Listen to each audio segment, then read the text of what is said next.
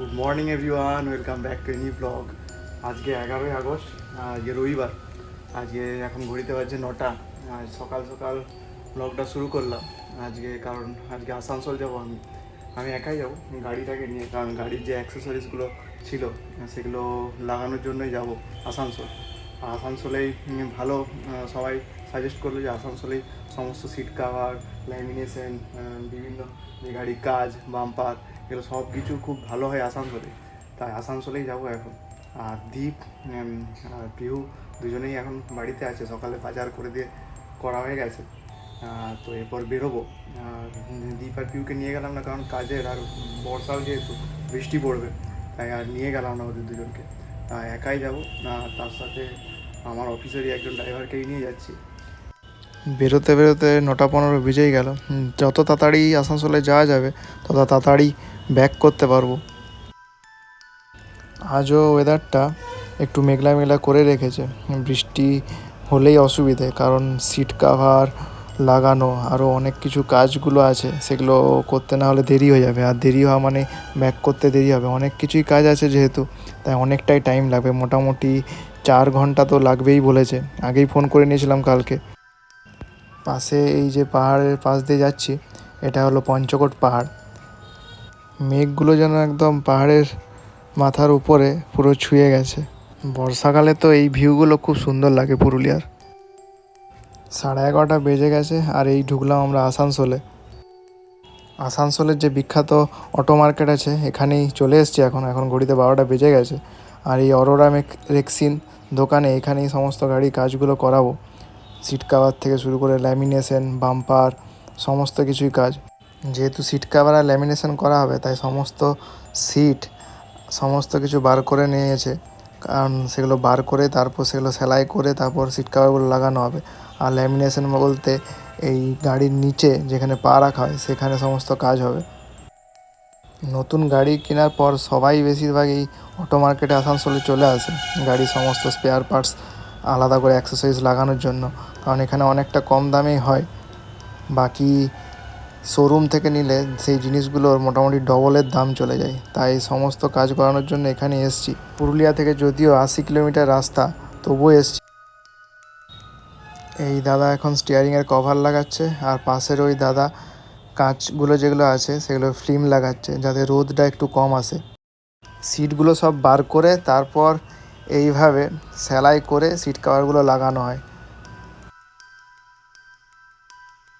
আজ আসানসোলে গরমও প্রচণ্ড। ভেবেছিলাম একটু মেঘলা মেঘলা থাকবে, একটু সুবিধা হবে, কিন্তু এতই গরম, খুব অস্বস্তি হচ্ছে। প্রায় 1 ঘন্টা হতে চললো, এখনও গাড়ি কাজ সবে শুরু হয়েছে। যা দেখছি তাতে 4-5 ঘন্টা তো বেজেই যাবে মনে হচ্ছে। এখন গাড়ির নিচে যেখানে পা রাখা হয় সেখানে ল্যামিনেশনটা করা চলছে।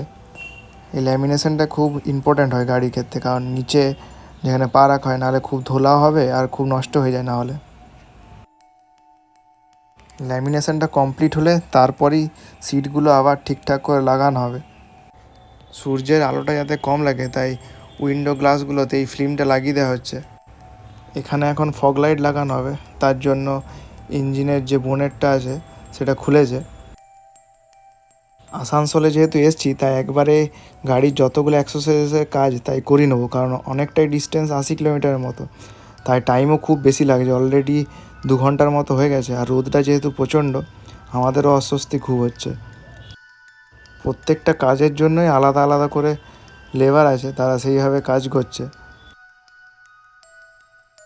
অলরেডি 2টো বেজেই গেছে, তো একটানা বসে থাকা, ওখানে দাঁড়িয়ে থাকা রোদে খুব মুশকিল হচ্ছিল।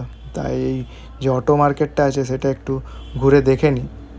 এখানে সমস্ত বিভিন্ন গাড়ির, 4 চাকা হোক 2 চাকা হোক, সমস্ত গাড়িরই পার্টস থেকে শুরু করে অ্যাক্সেসরিজ সব কিছুরই সমস্ত কিছু পাওয়া যায়। আর সামনেই রয়েছে আসানসোলে এই মেন রোড, আর সমস্ত গাড়ি দেখা যাচ্ছে, সবাই এসছে এখানে সমস্ত অ্যাক্সেসরিজ লাগানোর জন্য। গাড়ির নিচের ল্যামিনেশন লাগানো কমপ্লিট, এবার এক একটা সিট কাভারও লাগানো কমপ্লিট হয়ে গেছে, আর সেই সিটগুলো এক একটা করে গাড়িতে ইনস্টল করা হচ্ছে।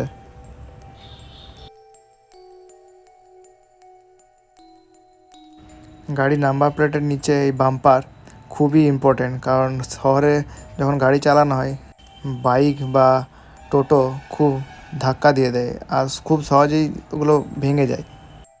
এখন অলরেডি ঘড়িতে 3:30 বেজে গেছে, এখনও বাইরের যে অ্যাক্সেসরিজগুলো লাগানো বাকি সেগুলো এখন চলছে। এখন ঘড়িতে 4:30 বেজে গেছে আর সমস্ত কাজ কমপ্লিট। একটু দেখায় কি কি কাজ করালাম গাড়ির। অনেক কাজই হয়েছে। সামনে টিয়াগো যে লেখাটা আছে সিলভার কালারের সেটা করানো হয়েছে। তার পাশে হেডলাইটের চারদিকে একটা সিলভার কালারের প্রোটেক্টার লাগানো হয়েছে। লুকিং গ্লাসও একটা প্রোটেক্টার লাগানো হয়েছে। ডোর হ্যান্ডেলগুলো যেগুলো আছে সেটাও সিলভার কালারের প্রোটেক্টার। আর যে দরজাগুলো আছে তার নিচে একটা প্রোটেক্টার লাগানো হলো। দরজার পাশে এই কালো রঙের প্রোটেক্টারগুলো দরজা কোনো কারণে আঘাত লাগলে যাতে ক্ষতি না হয় তার জন্যই।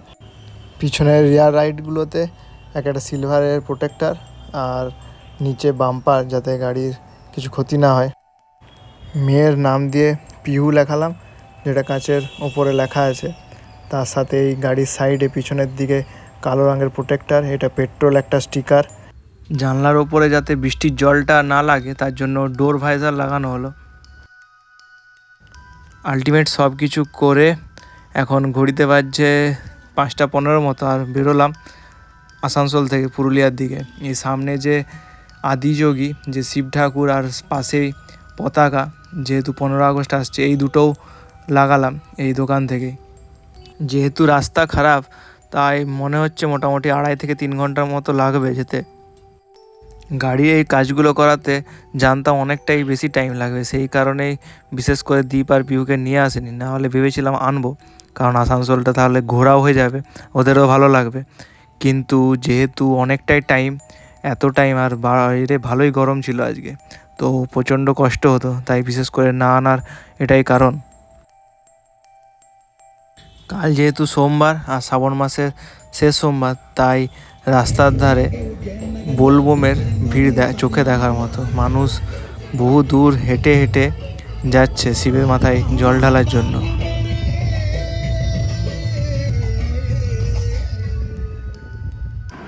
এখন ঘড়িতে বাজছে 8:30, জাস্ট একটু আগে ফিরলাম সমস্ত আসানসোলের কাজ মিটিয়ে। আর অনেকটাই টাইম লাগলো, যেহেতু বর্ষাকাল তাই রাস্তা প্রচণ্ড খারাপ, তাই অনেকটাই বেশি আমাদের টাইম লেগে গেল আসতে। আর এবার পিহু আসতেই, মানে সারাদিন তো ছিলাম না, বাবা বাবা আসতেই শুরু করেছে। পিহু বাবা কোথায় গেছিল?